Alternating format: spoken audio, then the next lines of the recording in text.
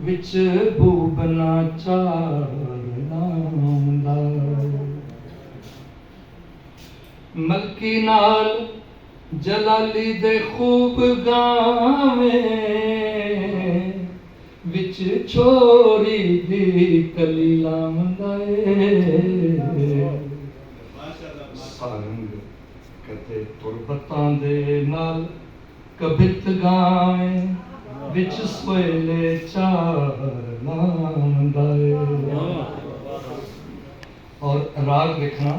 सारंग नाल तलंग शाहनिया दे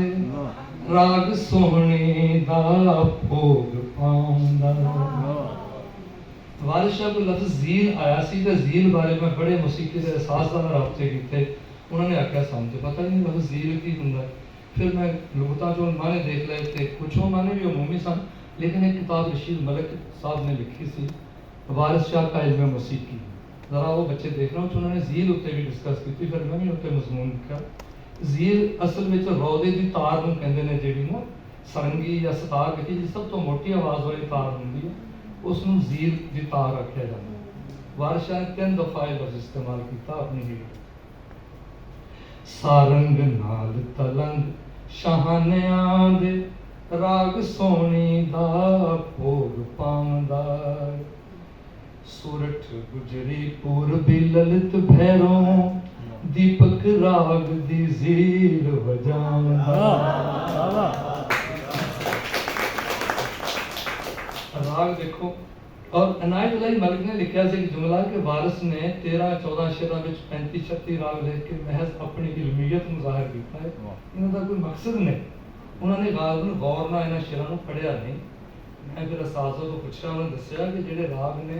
एक मिसरे च आ रहे उन्होंने रागां ਦੀਆਂ पुश्तां आपस ਵਿੱਚ मिलदियां ने वो राग करीब करीब ने एक दूजे ਦੇ उन्होंने इतनी सेंस ਦੇ ਨਾਲ ਇਹਨਾਂ ਰਾਗਾਂ ਦਾ इस्तेमाल ਕੀਤਾ तो अर्ज शेर अर्ज कर रहे हैं टोडी मेघ मलहार ते गौंड सरी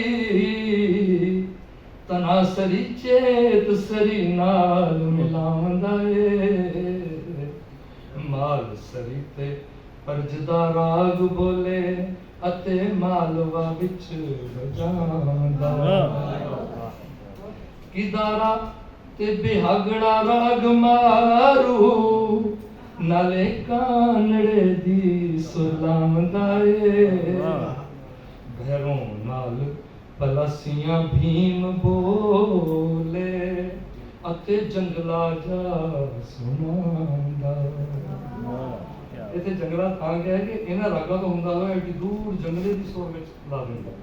कई रागां इस सुर विच लग नहीं सकदे हुंदे ना मुश्किल हुंदा कले आन दे नाल बड़हंस बोले नट राग दी ज़ील बतांदा बरवा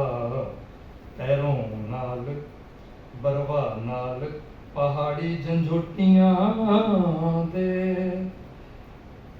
होरी नाल आसा खड़ा गांदा होरी आसा सुबह दे राग में बोले राम कली ते बसंत हंडोल विरलो विरलियां सुरा लांदे